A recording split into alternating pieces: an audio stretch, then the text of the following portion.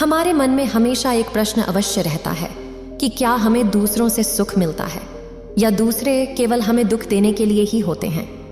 आजकल के इस जीवन में हमने अपने जीवन की बागडोर दूसरों के हाथों में सौंप दी है, इसलिए हम कभी भी कुछ भी खुद से नहीं कर पाते।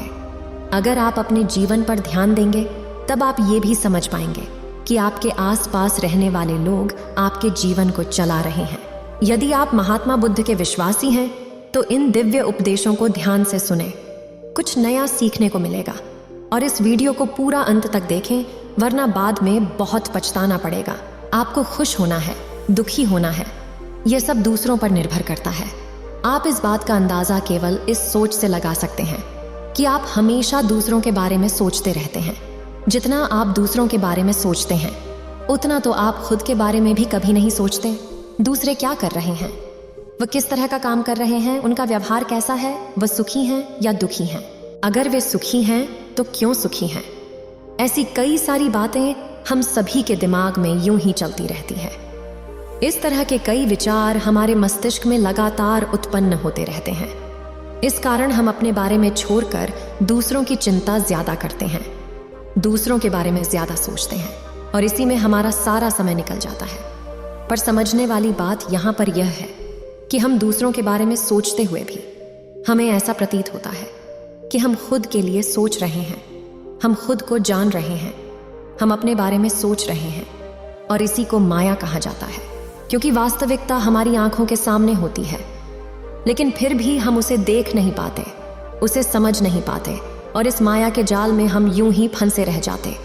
इसी प्रकार हम अपने पूरे जीवन भर अपने लिए कार्य करते हैं, अपने लिए जीते हैं, अपने लिए स्वार्थी हो जाते हैं। फिर भी जीवन के अंतिम समय पर हमें यह प्रतीत होता है कि हमने तो अपने लिए जीवन जिया ही नहीं, हमने तो अपने लिए कुछ किया ही नहीं। तो सबसे बड़ा सवाल अब यहाँ पर यह है कि आखिर ऐसा क्यों होता है जब हमने अपना पूरा जीवन खुद के लिए जिया, खुद के बारे में सोचे, स्वार्थी तक बन गए, लेकिन उसके बाद भी हमारी सोच ऐसी क्यों हो जाती है। सब कुछ करने के बाद भी हम अपने लिए कुछ क्यों नहीं कर पाते। इसका जवाब बड़ा ही सीधा और सरल है, क्योंकि हम अपने लिए कभी जी ही नहीं पाते। हमारी खुशियां, हमारे दुख, हमारा व्यवहार, हमारा रहन सहन का तरीका सब कुछ दूसरों पर निर्भर करता है और हम इसी तरह से इस बाहर की दुनिया में अपना पूरा जीवन व्यतीत कर देते हैं। और यह जो बाहर का जीवन है, यह सब कुछ हमारे मन का बनाया हुआ एक जाल ही है, जिसमें हम जीवन भर फंसे रह जाते हैं, इससे कभी निकल नहीं पाते। और यह एक ऐसा जाल है जिसमें फंसाने के लिए हम दूसरों पर भी ये जाल लगातार फेंकते रहते हैं, ताकि हम उन दूसरों को भी इस जाल में फंसा सकें। जैसे एक पति अपनी पत्नी को फंसाने की कोशिश करता है, वहीं पर एक पत्नी अपने पति को फंसाने की कोशिश करती है। परिवार वाले एक दूसरे को, सारे सगे संबंधी भी एक दूसरे को फंसाना चाहते हैं। मित्र मित्र को फंसाना चाहता है, एक शत्रु अपने शत्रु को फंसाना चाहता है। तो क्या इसे ही जीवन कहते हैं? जी हाँ, जब हमसे पूछा जाता है तो हम यह कहते हैं कि हमने अपने लिए ये जीवन जिया है, लेकिन वास्तविकता तो यही है कि आपने ये जीवन कहाँ जिया है, आपने तो इसे बर्बाद कर दिया है। इस बात को और भी साफ और स्पष्ट तौर पर समझाने के लिए मैं आपको एक कहानी सुनाने जा रहा हूँ।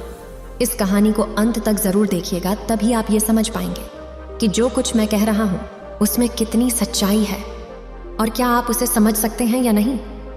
बहुत समय पहले की बात है, किसी नगरी में एक युवक रहा करता था।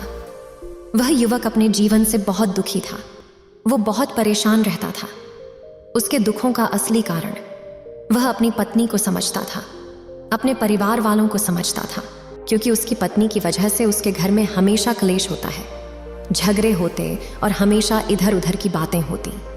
उसके परिवार वाले और उसकी पत्नी हमेशा झगड़ते रहते, लड़ते रहते, जिस कारण वो व्यक्ति बहुत चिंतित रहता। उसे ये समझ नहीं आता कि आखिर वो अपने घर के इस कलेश को किस तरह से दूर करे, अपने परिवार में होने वाले इन झगड़ों को वो किस तरह से खत्म करे। कभी कभी तो उसके मन में ये तक ख्याल आता कि यदि मैंने इस लड़की से शादी ना की होती तो शायद मेरे घर में शांति होती। मुझे तो उस लड़की से शादी कर लेनी चाहिए थी जिसे मैं पसंद करता था। वह बहुत ही सुशील और समझदार थी, वो अवश्य ही मेरे घर को संभाल लेती। यदि वह मेरी पत्नी होती तो मेरे घर में इस तरह रोज रोज कलेश न होता और मैं भी एक सुखी जीवन जी रहा होता। एक दिन वो व्यक्ति घर में झगड़े के कारण अपनी पत्नी को डांट देता है, काफी खरी खोटी सुनाने लगता है। तभी उसके परिवार वाले बीच में आ जाते हैं और उसकी पत्नी को उसे बचाने का प्रयास करते हैं, लेकिन वह व्यक्ति अपने क्रोध में आकर अपनी पत्नी से बहुत कुछ कह देता है, जिसके कारण उसे बाद में अत्यधिक पछतावा होता है। उसे अपनी गलती का एहसास होता है, जिस कारण वह घर से निकलकर पास के एक मंदिर में जाकर बैठ जाता है और भगवान को कोसने लगता है। हे भगवान, आपने मेरे साथ ऐसा क्यों किया? क्या मुझे सुखी जीवन जीने का कोई अधिकार नहीं? मेरे जीवन का सारा सुख, चैन, सब कुछ लुट गया है। मेरे घर में आए दिन झगड़े होते रहते हैं, जिस कारण मुझे एक पल भी अपने घर में रहना बिल्कुल पसंद नहीं। आखिर मैंने क्या गलती की थी? आखिर मेरा दोष क्या था, जिस कारण मुझे यह जीवन जीना पड़ रहा है? आप तो ज्ञानी हैं, आप तो भगवान हैं। अगर आप चाहते तो मेरा जीवन हमेशा खुशहाली से बना रहता। आखिर आपने मेरे साथ ऐसा क्यों किया? आप तो पहले से ही जानते होंगे कि ऐसा कुछ होगा, तो फिर आपने उसे क्यों नहीं रोका? वह भगवान को दोष पे दोष दिए जा रहा था। तभी उसी मंदिर से होकर एक गुरुवर गुजर रहे थे। उन्होंने उस व्यक्ति को देखा, वह भगवान को दोष दे रहा था। तभी वे गुरुवर उस व्यक्ति से कहते हैं, बेटा क्या बात है, तुम इतने दुखी क्यों हो और भगवान को इस तरह से दोष क्यों दे रहे हो? आखिर इनकी क्या गलती है? तभी वह व्यक्ति उन गुरुवर से कहता है, हे गुरुवर, मेरे जीवन में दुखों का कारण यही है। ये तो सब जानते थे, फिर भी उन्होंने मेरी शादी उस लड़की से करवा दी, जिसके कारण मेरे घर में रोज क्लेश होता है, झगड़े होते हैं, मेरे परिवार वाले आपस में लड़ते रहते हैं। आखिर मेरे जीवन में इतना दुख क्यों है? तभी वह गुरुवर उस व्यक्ति से कहते हैं, बेटा तुम्हें क्या लगता है, तुम्हारे जीवन में दुखों का कारण कौन है? गुरु के इस सवाल का जवाब देते हुए वो व्यक्ति उन गुरुवर से कहता है, हे गुरुवर, मेरे जीवन का सबसे बड़ा दुख मेरी पत्नी है, जिससे मेरी शादी हुई है, जिसके कारण मेरे घर में हर रोज क्लेश होता है, झगड़े होते हैं। यदि मैंने उससे शादी न की होती, यदि मैंने उससे शादी की होती जिससे मैं प्रेम करता था, जिसे मैं पसंद करता था, तो मेरा जीवन सुखमय होता, मेरा जीवन खुशहाल बना रहता। वह बहुत ही समझदार थी, वह सब कुछ संभाल लेती। तभी वह गुरुवार उस व्यक्ति से कहते हैं, बेटा जिसकी बात तुम कर रहे हो, जिसे तुम पसंद करते थे, क्या उसकी शादी हो चुकी है? तभी वह व्यक्ति गुरुवार के इस सवाल का जवाब देते हुए कहता है, हाँ गुरुवर, अब उसकी शादी हो चुकी है और उसके 2 छोटे बच्चे भी हैं। तभी वह गुरुवर उस व्यक्ति से कहते हैं, बेटा तो तुम मेरा एक काम करो, तो आज ही उसके घर पर जाओ और यह पता करें कि क्या शादी के बाद उसका पति सुखी है। उस व्यक्ति ने उन गुरुवर की बात मान ली। वह तुरंत ही उस लड़की के पास पहुंचा और उसके पति से भी मिला। उसने देखा कि उसके घर में भी यही हाल था, हर रोज झगड़े होते थे, क्लेश होता था, यहाँ तक कि उसके पति की हालत तो उससे भी बदतर होती जा रही थी। वह इतना देखकर तुरंत ही वापस आया और उसने उन गुरुवार से कहा, हे गुरुवर, उस लड़की के पति की हालत तो मुझसे भी बेकार है। उसने तो अपने घर में तांडव मचा रखा है, एक पल के लिए भी कोई शांति नहीं, हर पल केवल झगड़े कलेश। ऐसे जीवन में भला कोई कैसे जीवित रह सकता है? कोई भला कैसे खुश रह सकता है? तभी गुरुवर उससे कहते हैं, बेटा तब तो यह अच्छा हुआ कि तुम्हारी शादी उससे नहीं हुई, बल्कि तुम्हारे लिए तो वही लड़की अच्छी है जिससे तुम्हारी शादी हुई है। तभी वह व्यक्ति उन गुरुवर से कहता है, नहीं नहीं गुरुदेव, मेरी जो पत्नी है वह भी कम नहीं है, उसके कारण घर में हमेशा तनाव बना रहता है, दुख का माहौल रहता है, कोई किसी से खुश नहीं।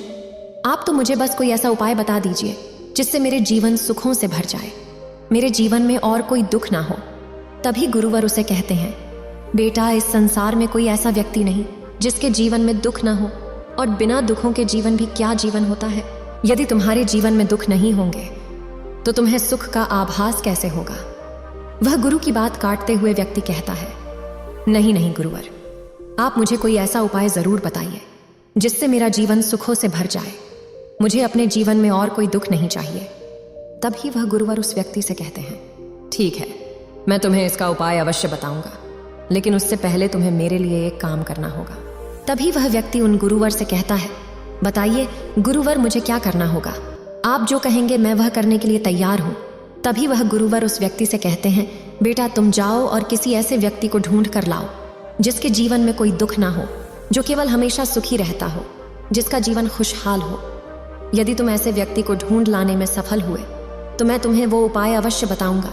यह सुनकर वो व्यक्ति बड़ा प्रसन्न हुआ और उन गुरुवार से कहने लगा, बस इतनी सी बात, मैं अभी जाता हूं और किसी न किसी एक ऐसे व्यक्ति को अवश्य ढूंढ कर लाऊंगा जो अपने जीवन में सुखी है, जिसके जीवन में कोई दुख नहीं। वह व्यक्ति इतना कहकर वहां से चला गया। वह एक ऐसे व्यक्ति की तलाश कर रहा था जिसके जीवन में कोई दुख ना हो, जो हमेशा खुश रहता हो, जिसका जीवन खुशहाली से भरा हो। ढूंढते ढूंढते काफी समय बीत गया। रात का समय हो चुका था। उसने हर छोटे से लेकर बड़े व्यक्ति की तलाश की, लेकिन उसे अब तक कोई भी ऐसा व्यक्ति नहीं मिला था जिसके जीवन में केवल सुख हो, जिसका जीवन खुशहाली से भरा हो। काफी देर तक तलाश करने के बाद वह काफी थक चुका था, जिस कारण उसने सोचा कि आज मैं घर वापस चलता हूँ, लेकिन कल फिर मैं इसी तलाश पर फिर निकलूंगा और कोई ना कोई ऐसा व्यक्ति मुझे अवश्य मिल जाएगा जिसका जीवन सुखों से भरा होगा, जो अपने जीवन को खुशहाली से जी रहा होगा। इतना सोचकर जैसे ही वह घर की ओर बढ़ता है, तभी उसे एक व्यक्ति की आवाज सुनाई पड़ती है जो जोरों से हंस रहा था। वह व्यक्ति उस आवाज का पीछा करते हुए उस हंसने वाले व्यक्ति के पास पहुंचा। जब वह उस व्यक्ति के पास पहुंचा तो उसने देखा कि पैर के नीचे एक गरीब व्यक्ति बैठा हुआ है, जिसके पास कुछ भी नहीं है, लेकिन फिर भी वह जोर जोर से हंसता जा रहा है। पहले तो उस व्यक्ति को लगा कि यह कोई पागल होगा, क्योंकि इसके पास तो कुछ है भी नहीं, फिर भी ये जोर जोर से हंसे जा रहा है। जरूर इसका मानसिक संतुलन खो चुका है। लेकिन तभी उसके मन में उन गुरुवर की कही बात एक बार फिर से खटकने लगी कि तुम एक ऐसे व्यक्ति को ढूंढ लाओ जिसके जीवन में केवल सुख हो, तभी मैं तुम्हें तुम्हारे दुखों से मुक्त करने का तुम्हें उपाय बताऊंगा। यह सोचकर उसने उस गरीब व्यक्ति से यही सवाल किया कि क्या तुम्हारे जीवन में केवल सुख है? इसका जवाब देते हुए वह गरीब व्यक्ति कहता है, हाँ, मेरे जीवन में केवल सुख है। यह बात सुनते ही वह व्यक्ति जोर से उछल पड़ा। उसकी खुशी का कोई ठिकाना नहीं था। उसने यह सोच लिया था कि मैंने उस व्यक्ति की तलाश कर ली जिसके जीवन में केवल सुख है, जो हमेशा खुश रहता है। उस व्यक्ति ने उस गरीब व्यक्ति से कहा, बस अब तुम्हें मेरे साथ चलना होगा। मेरे गुरु के पास उन्हें इतने बताना होगा कि तुम्हारा जीवन कितना आनंदमय है, तुम अपने जीवन को कितनी खुशहाली में बिता रहे हो, तुम्हारे जीवन में केवल सुख ही सुख है। इतना कहकर वो व्यक्ति उस गरीब व्यक्ति को लेकर अपने उन गुरुवर के पास पहुंचा। उस गरीब व्यक्ति को देखते ही वो गुरु उस गरीब व्यक्ति के चरणों में गिर पड़े और दोनों हाथ जोड़कर उनको प्रणाम करने लगे। वह व्यक्ति यह सब देखकर बड़ा ही आश्चर्यचकित रह गया कि आखिर यह सब क्या हो रहा है। यह तो एक भूखा गरीब व्यक्ति है और भला इसके चरण मेरे गुरु क्यों छू रहे हैं। तभी वह गुरुवर उस व्यक्ति के इस मन की इस शंका को दूर करते हुए कहते हैं, बेटा, ये तो मेरे गुरु हैं या महागुरु है। तभी वह व्यक्ति कहता है, हे गुरुवर, लेकिन जैसा आपने कहा था, कोई ऐसा व्यक्ति ढूंढ लाओ जिसके जीवन में केवल सुख ही हो, तब आप मुझे मेरे जीवन के दुखों से मुक्त कर देंगे। तभी वह गुरुवर उस व्यक्ति से कहते हैं, बेटा, अगर तुम यह जानना ही चाहते हो कि तुम अपने दुखों से किस तरह से मुक्त हो सकते हो, उससे पहले तुम यह तो जान लो कि मेरे महागुरु के जीवन में हमेशा सुख कैसे रहता है। यह बात तुम उन्हीं से पूछ लो। वह व्यक्ति उन महागुरु के पास पहुंचा और उनसे कहने लगा, हे महागुरु, आप ही मुझे बताइए कि आपके जीवन में आप सुखी कैसे हैं, आप हमेशा खुशहाल कैसे रहते हैं और अपने जीवन में हम हमेशा केवल खुश कैसे रहें। क्या इसके लिए मुझे संन्यास धारण करना होगा? आप ही की तरह मुझे अपना जीवन अकेले व्यतीत करना होगा और ज्ञान ध्यान की बातों में लगना पड़ेगा। तभी वो महागुरु मुस्कुराए और उस वैद्य से कहते हैं, बेटा, तुम हर रोज धन कमाने जाते हो, लेकिन तुम यह धन किसके लिए कमा रहे हो? इसके जवाब में व्यक्ति कहता है, हे महागुरु, मैं यह धन अपने परिवार के लिए कमा रहा हूँ, ताकि मैं अपनी पत्नी, अपने बच्चों, अपने माता पिता को खुश रख सकूं, उनकी जरूरतों पूरा कर सकूं, उन्हें 2 वक्त की रोटी दे सकूं। तभी वे महागुरु उस व्यक्ति से कहते हैं, अच्छा तो बेटा, तुम मुझे ये बताओ कि तुम किसकी चिंता में रहते हो। तभी वह व्यक्ति इस बात का जवाब देते हुए कहता है, हे गुरुवर, मैं अपने परिवार की चिंता में रहता हूँ। मैं किस तरह से अपने परिवार को खुशहाल बना सकता हूँ, किस तरह से अपने परिवार का भविष्य संवार सकता हूँ। साथ ही साथ मुझे यह भी चिंता लगी रहती है कि किस तरह से मैं अपनी पत्नी, अपने बच्चों का पालन पोषण करूं, उन्हें अच्छी शिक्षा दूं। तभी वो महागुरु उस व्यक्ति से कहते हैं, ठीक है, तो तब तुम मुझे ये बताओ कि तुम खुश कब रहते हो। तभी वह व्यक्ति उन महागुरु से कहता है, हे महागुरु, जब मेरा पूरा परिवार खुश रहता है, मेरे माता पिता, मेरी पत्नी, मेरे बच्चे, जब इनके चेहरों पर मैं खुशी देखता हूँ तो मैं भी अत्यंत खुश होता हूँ, मुझे भी बहुत अच्छा लगता है।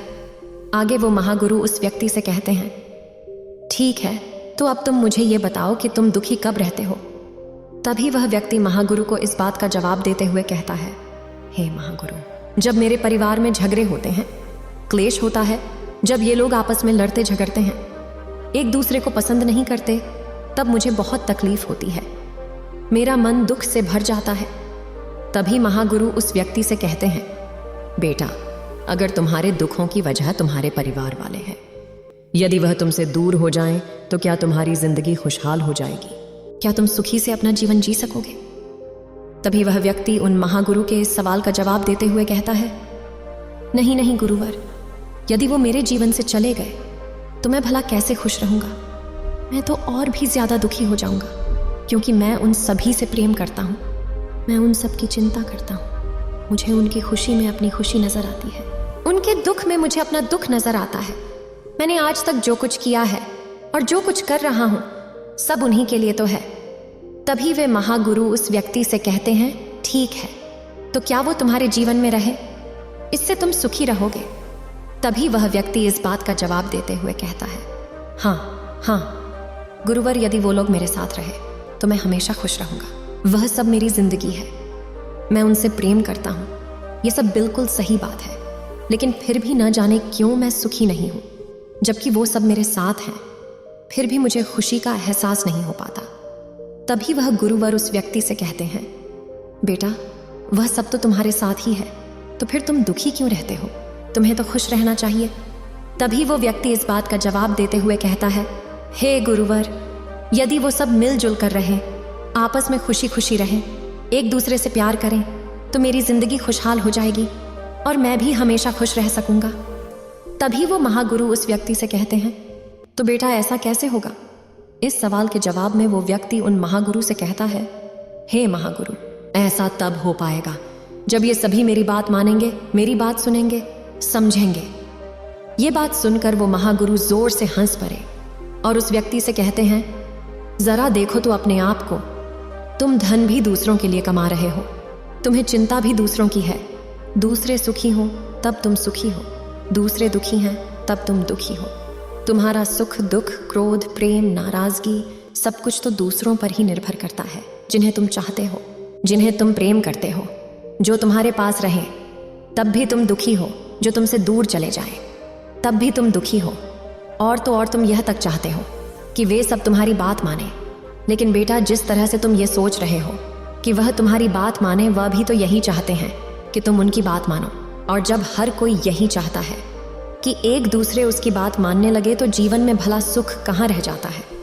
तुम्हारा सारा जीवन केवल दूसरों पर निर्भर है। तुम अपने जीवन को किस तरह से जियोगे, तुम्हारे जीवन में किस तरह का भाव उत्पन्न होगा, यह सब भी दूसरे ही तय कर रहे हैं। वह चाहें तो तुम्हें खुश कर सकते हैं और चाहें तो तुम्हें दुखी कर सकते हैं, लेकिन ये तो तुमने दूसरों के लिए जीवन जिया, अपने लिए तुमने क्या किया?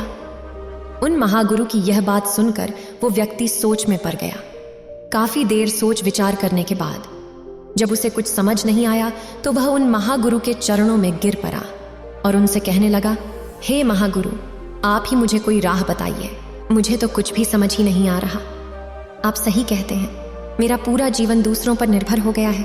मैंने अपने लिए आज तक कुछ किया ही नहीं, मैंने अपने लिए अपने जीवन को जिया ही नहीं और ना ही अपने लिए आगे जी रहा हूँ।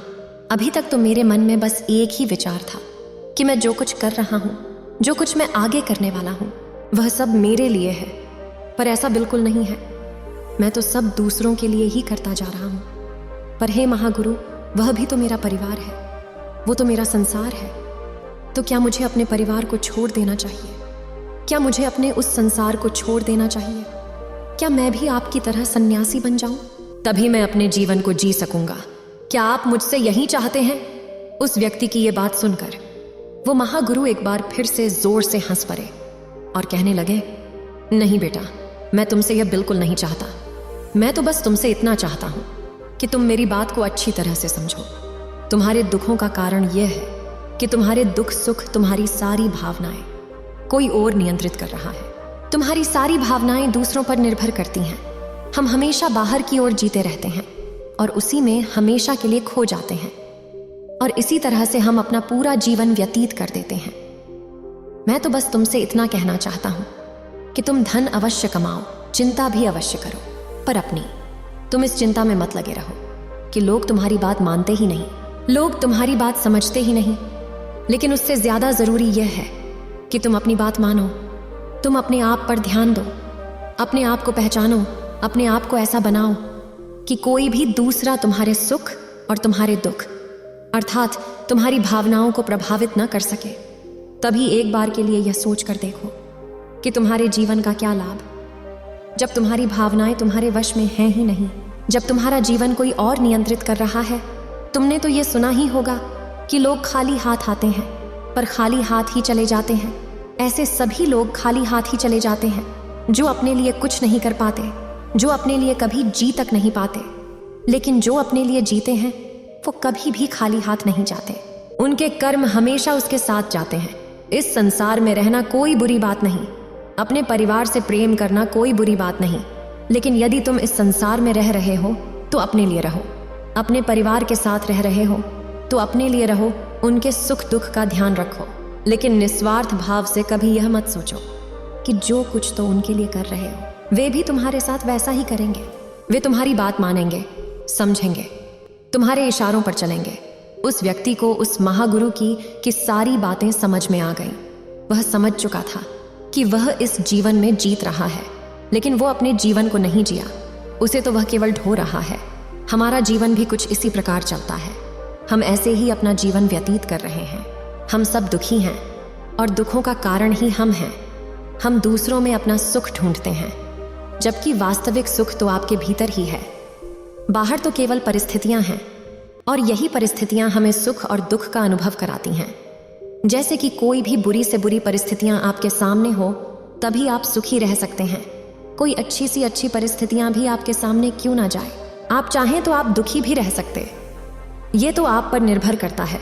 आप अपने जीवन की बागडोर को अपने हाथ में लेना चाहते हैं या फिर दूसरों के हाथों में देकर जीवन भर दुखी रहना चाहते हैं। आप अपने इस जीवन को निस्वार्थ भाव से जी सकते हैं। अपने संसार में रहकर, अपने परिवार के साथ रहकर निस्वार्थ भाव से अपना जीवन व्यतीत करें। तुम अवश्य हमेशा खुशी रहोगे। उम्मीद है आप सभी को यह वीडियो अच्छी लगी होगी। अगर आप बुद्ध के सच्चे विश्वासी हैं तो चैनल को सब्सक्राइब और वीडियो को लाइक करके कमेंट में नमो बुद्धा लिख दीजिए।